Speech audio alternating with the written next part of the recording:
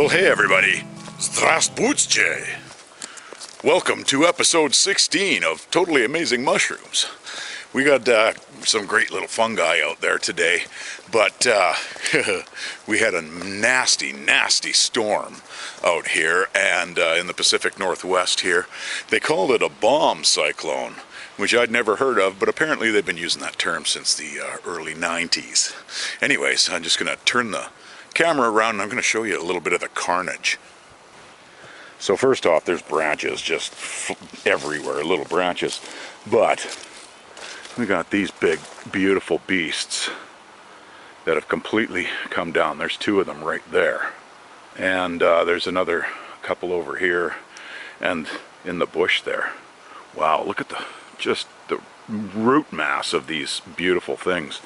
That's probably got to be a 1.5 feet, maybe 16-inch diameter tree. This one closest to us, the other side's probably closer to 18, 20. But yeah, oh man. Well, a whole lot of work ahead of me here. A lot of this is going to stay on the ground and it can go back to the environment, because there's always little trees that have been trying to grow up. Like there's another couple right there, just on the other side of that one log there. Unfortunately, this one also took down a couple of young ones right here too, with it, you know, but wow. I mean, this is a big divot in the earth, man. Wow, what a rush. Very unfortunate. They're beautiful trees. Those are probably a good 50, this one's probably 50, that one's probably like 60 years old. But, you know, we still got a whole heck of a lot more trees. It's not like we're lacking. I mean, this is the Pacific Northwest rainforest, so yeah.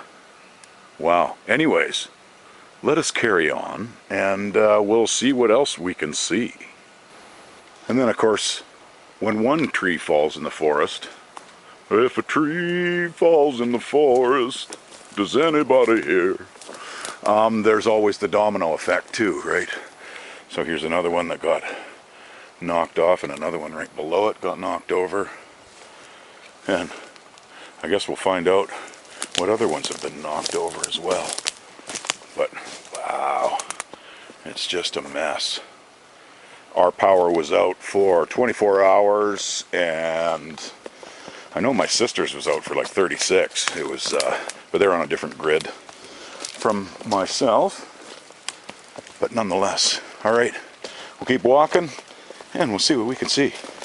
And we went over these guys quite a while ago. This is one of the deer mushrooms. This is Pluteus cervinus. Beautiful. And one of the beautiful pink gills. Yeah. Oops. Just beautiful, beautiful little specimen. It's a young one. You see the gills aren't attached. And these can be mistaken for antilomas, but they like growing in the grass and in the moss. And these guys prefer to be on wood. Totally edible. People say they don't have a lot of flavor. I find they're quite yummy. So, I don't know, maybe I don't have very high standards, which is a very good possibility. Hey, we've got the conifer tuft here. These are cousins to the sulfur tuft, the Hypholoma fasciculare. But these guys are the smoky gills, and that's a really old one. Hang on, we'll find a younger one here for us. Here we go. And you can see the color of his gills. They're kind of smoky. Not that fluorescent yellow like the fasciculare. Now these guys are a little bit too old to be trying to ingest. You know, even older mushrooms, even if they're edible, if they've gone too far, they're going to make you pretty sick, you know. But these guys have antibacterial qualities, they have antiviral, they have antioxidant properties, and they've also got anti-malarial qualities. They've got several sesquiterpenoids, and they've got lots of beta-glucans, and they've got carbs, and they've got protein. Not very much fiber. A lot of you're going to find the fiber is not going to be high in a lot of the smaller mushrooms and whatnot. But they've got a lot of polysaccharides in them, so they've got the anti-cancerous properties, which is excellent. And they're going all the way up this log. All the way up to Little Dog. There. And quite often I'm going to find these guys actually in more of a canopied, closed-in area. This is pretty open here, so I'm kind of surprised that these guys are actually growing on this log. But, you know, they like keeping us guessing, these fungi. They certainly do. Ooh, look at this big beast. What in the heck is that? Oh, it's a tuft fungus. Oh, look at, okay, let's get this guy up. Ooh. Now this might be in the Hydenellum genus, or it might be in the Sarcodon genus. I'm leaning towards the Hydenellum because of its meatiness, whereas the Sarcodons can be a little bit thinner fleshed, and the Hydenellum can be a little thicker. Yeah, just a big hard top on her. Now there is another one, the Bankera group, but these are quite a bit smaller, so that takes that one out of the running. The size of the stipe on this thing. It's just absolutely solid. Let's cut into that and see what we can see.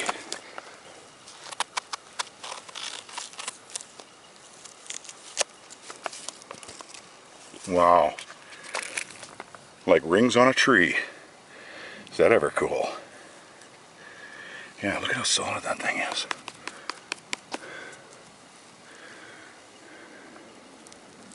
We've got the winter chanterelles. These guys are Chanterelles tubeiformis. And the reason why they're called tubeiformis is because they have a hollow stipe. And if you slice this guy open, you're going to see kind of a little tunnel going through it. Now these guys are related to the chanterelles. As a matter of fact, they were once in the Chanterelles genus.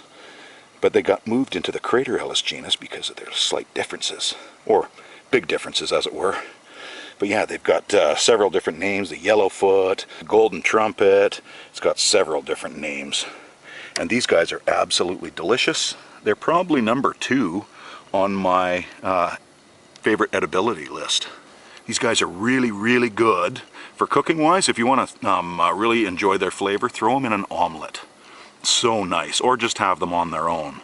They're just a very delicate, and they're not really high in fiber, because a lot of the smaller ones are not. But they do have quite a lot of protein. And they've got, I guess the best thing is to say what they don't have in them, because they're loaded with everything. But they're like 75% carbohydrates, believe it or not. They're only about 5% protein, and only, you know, low in fiber too. But they've got calcium, they've got potassium, they've got manganese, they've got iron, they've got copper, they've got anti-inflammatory properties, they have antiviral properties, they have antioxidant properties. Oh man, they've got polysaccharides and polyphenols and phenolic acids and amino acids, and I can just keep going on and on. Would you like me to? I'm not going to. But they're loaded with everything that's good for you. So it really doesn't hurt to throw these guys in your basket and have them part of your diet. And yeah, just amazing. And they're growing all down this hillside. There's a bunch more down there. And I know that beyond Little Girl, they're way up there too. Because I was at the top of the ridge just a little short minute ago. Oh, and I totally forgot about the vitamins. So these guys have vitamin A. They've got vitamin D, so that you know they've got the sterols. They've got a vitamin C, which you don't hear very often in the fungal world. Once in a while you do. And it also has vitamin E, plus B1 and B2, I believe. Now, as for nomenclature, well, in the early 1700s, they were thrown into the Agaricus genus because they had sort of gill-like structures. Along came Lucien Calais in, I think, 1889. And he actually took them out of the Chanterelles genus and threw them into the Chanterelles genus. But so tasty. So tasty. You can see why they might call them the golden trumpet.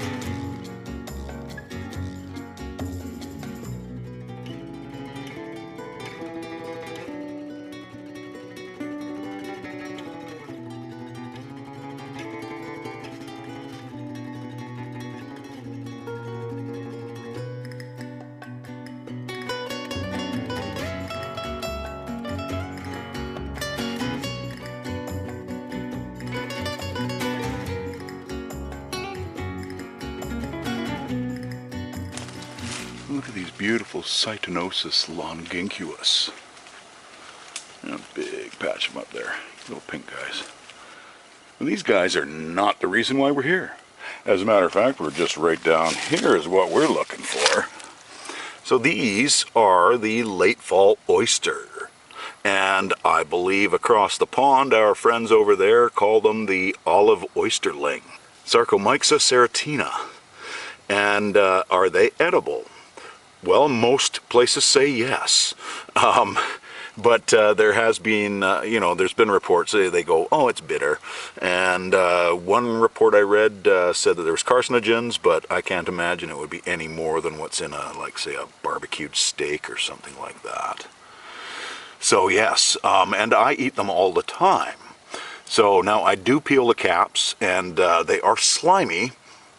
As a matter of fact, Sarcomyxa, sarco means fleshy, and myxa means mucus.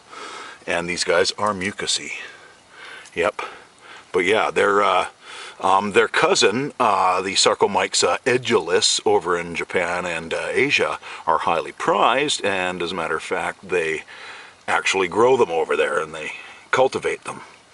So, what have they got in them that's good for you? Well, they have very strong properties, and they tested these on mice in the lab. And they have very strong properties against non-alcoholic fatty liver disease, as well as helping with diabetes and also fat imbalances or abnormalities in your blood. So those are some of the lab reports that I have on them for that part. And they have a white creamy spore print, and they really like hardwoods, and it's growing on a red alder, Alnus rubra. And yeah, now here's one thing is they're not really fussy. You know, they grow on conifers too, and I've seen them growing on conifers as a matter of fact. So with the slimy part, if you stick them in your fridge for, I don't know, say just even 8 hours or so, the sliminess does reduce, and they're much easier to peel. Now they're also called the yellowfoot, and you can see why at the base, this one, you can see how yellow they are. And when you take one and turn them over, there we go, you can see yellowfoot. This one's just a prime specimen. Wow. But it's been through the ringer on the taxonomic history again. You know, we've got back in the 1790s, and I can't remember the exact 1790s, but it was called Agaricus serratinus, and that was by Mr. Christian Persoon. And about 80 years later, along came Paul Kummer, you know, our German mycologist friend there. And he put it in the Pleurotus genus with all the rest of the oyster mushrooms. And then, let's see, let's go to, there was a couple of other names in there too. I can't remember their genus names. But anyways, let's go to 1950. Now, Robert Cugnot, he's a French mycologist. He put it in the Pinellus genus. And that is pretty much the most accepted name for these guys. And then a year later, along comes Rolf Singer, and he puts it in the Hohanebuhelia genus. Sounds like a tribal chant. Hohane, Hohane, Hohanebuhelia. Anyways, now the reason why the name Pinellus is mostly used is because this one has not been officially described in a paper as Sarcomyxa serratina. So it's sometimes called Sarcomyxa, sometimes it's called Pinellus. I don't really think it's called Hohanebuhelia very often, but either way. Oh, and then Robert Kuhner, about, I don't know, about 30 years later, I think 1980, he decided to put it in the Panis genus. So, you know, you could call it all of those different names, but, you know, I want it to be called Sarcomyxa. Most of the mycologists want to call it Sarcomyxa. And if this guy could put a little mushroom hand up, he'd probably say, I want to be put in the Sarcomyxa genus too. But nonetheless, until somebody actually writes it up in an actual paper and officially describes it as Sarcomyxa, we'll have to wait. Nonetheless, use any name that you want. You can call him Fred for all I care. But I call them Delicious. They're mild, honestly. They're not a really strong flavor. And I do not find the bitterness, but again, I peel the gelatinous cap off. But yeah, just beautiful. Awesome guy. Sorry, my camera started fogging up a little bit here. So this is what I was talking about with the Sarcomyxa, how they can be growing on the softwoods, the Doug firs. This is Pseudotsuga menziesii. And of course, you know, you got the witch's butter, and you got the little dogs growing on the trees too. But yeah, so they're pretty much exactly the same. You know, they've got your little yellow foot on the underside here. And see how the yellow foot. Really beautiful. Love how they radiate out. Here's another little couple of buttons here. These guys really are delicious. So, but yeah, there's more. This one's a little bit older, but in this particular area, not a lot of hardwoods. So, you know, they have to grow where they can. But yeah, all right. I'm going to slap this little slimy guy in the basket as well. So, yeah, right on. Okay.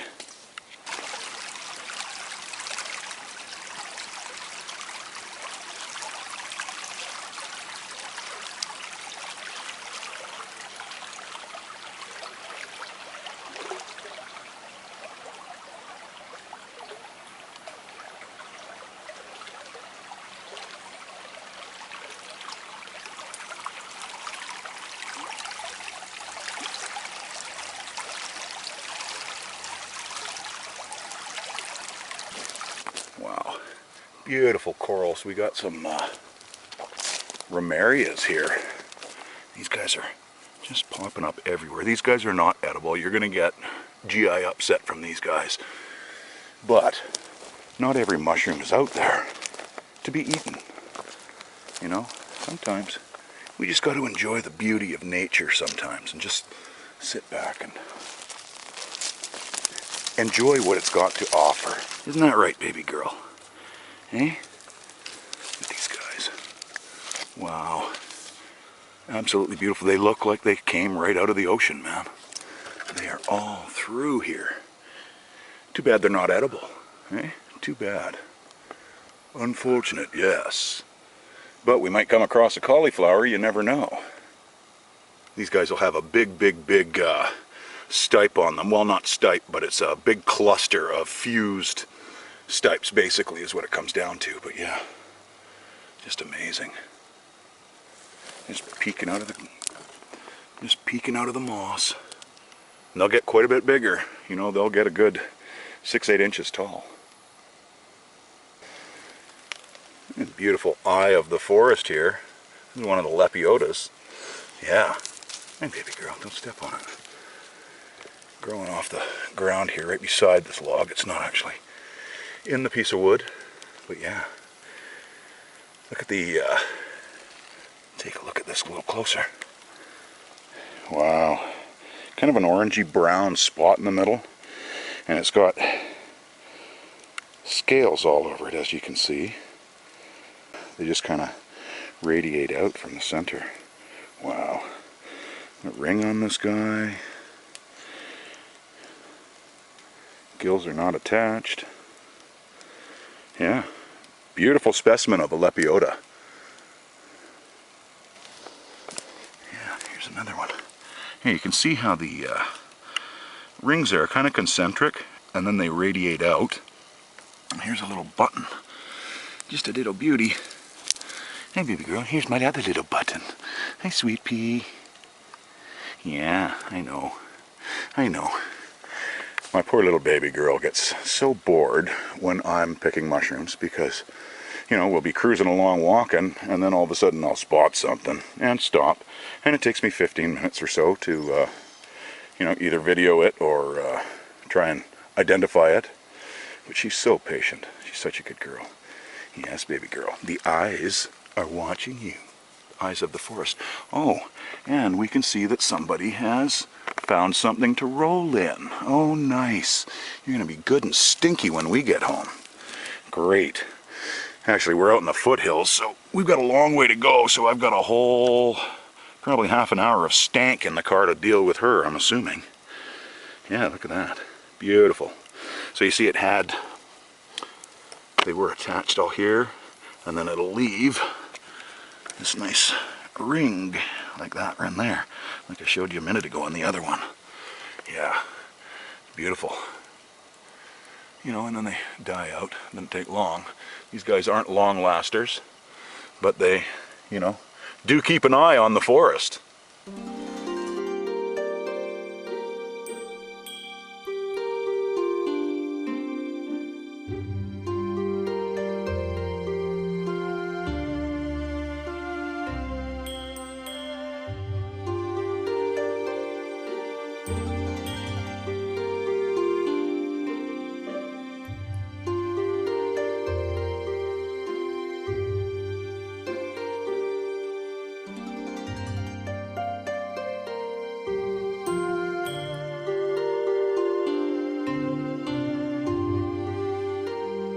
Yeah, look at this guy.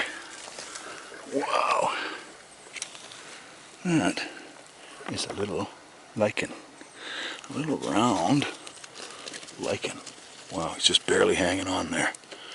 Barely hanging on. These guys are beautiful. Let's see if we can pull them up a little bit. Oh yeah. Looks like a sea urchin. It's gorgeous. Hanging on to this piece of moss. Just hanging there. And right beside it, you might think this was actually a chanterelle, because the tops are kind of similar. And this guy is actually a hedgehog. I believe it's Hydnum umbilicatum. Ooh, he's really in the moss here. Okay, I got my finger underneath. Here we go. Look at that. Beautiful, beautiful surface here. I'm sorry, I'm out in the foothills and it is hunting season, so you're going to hear some gunshots in the background here. So the umbilicatum is the smaller of the hedgehogs. They are normally less than 5 centimeters, around 2 inches, and this one's about 1.5 inches. About that, something like that, about 1.5 inches here. Here's my thumb. And the bigger ones, they say, are the rapandum, but everything I've found, the rapandum don't actually grow in North America, and they are European and Asian. So quite often you're going to actually see these guys, and you're going to think it's a rapandum, and it's actually an umbilicatum. If you see the really big ones, it's probably going to be Olympicum, or it's going to be Hydnum washingtonianum. And those are the bigger ones. And those are the more local ones in the PNW. So, you know, from Washington up in BC and down the coast there, Oregon and whatnot, you're going to most likely be finding any of the small ones are going to be the umbilicatum. Now these guys have loads of stuff in them. I mean, they're high in protein, they're high in carbs, they're middle of the road on fiber, but they do have calcium, and they've got phosphorus, and they got potassium in them too. They're pretty amazing. And I know that we're going to be finding a lot more of these little guys, and they're going to go into our basket. God, there's just so many gunshots. Little dog's just freaking out. She does not like the sound of guns, and she doesn't like the sound of fireworks. So she is kind of hiding behind me at the moment. But yeah, just beautiful, beautiful things. I love the tuft fungus. You're going to find them a lot of times where the chanterelles grow. You know, like this guy was growing in the moss here, and chanterelles like moss. You know, they've got an ectomycorrhizal relationship with the trees. Now this wasn't described until like 1902, and that was by Charles Horton Peck. Yeah, Chucky Hort. Old Chucky Hort. He named it the umbilicatum. Now it may have taken them so long to describe it because it looks very much like the rapandum. And they may have been mistaken for young rapandums and not their own actual species. But I do not know, as I was not there. And we are on the opposite side of that hill where we were picking the winter chanterelles. And yes, the winter chanterelles are all over this side as well. But amazing. Well, either he found a whole herd of elk, or I don't know what's going on, but I've heard 5 shots in the last 3 minutes. Well, people got to eat. And honestly, venison and elk is wonderful meat. Wonderful. Okie dokie, so in the basket, this guy goes. Once I clean it up, take this moss off. And here's another thing, is the bugs don't seem to like these guys all that much, nor do they like the winter chanterelles, or the regular chanterelles for that matter. So yeah, they seem to have anti-nematode properties and antimicrobial properties that none of the bugs and worms and whatnot like to go hither and eat. Can't say that I've actually even seen slugs eating these guys either, funnily enough. Nor the chanterelles. Here's another big old butte that came down. Just another monster. Unfortunate. However, that brings this episode to a close. Thank you so very much for watching, and if you enjoyed what you saw, please hit the like and subscribe. And until next time, my friends, stay safe out there.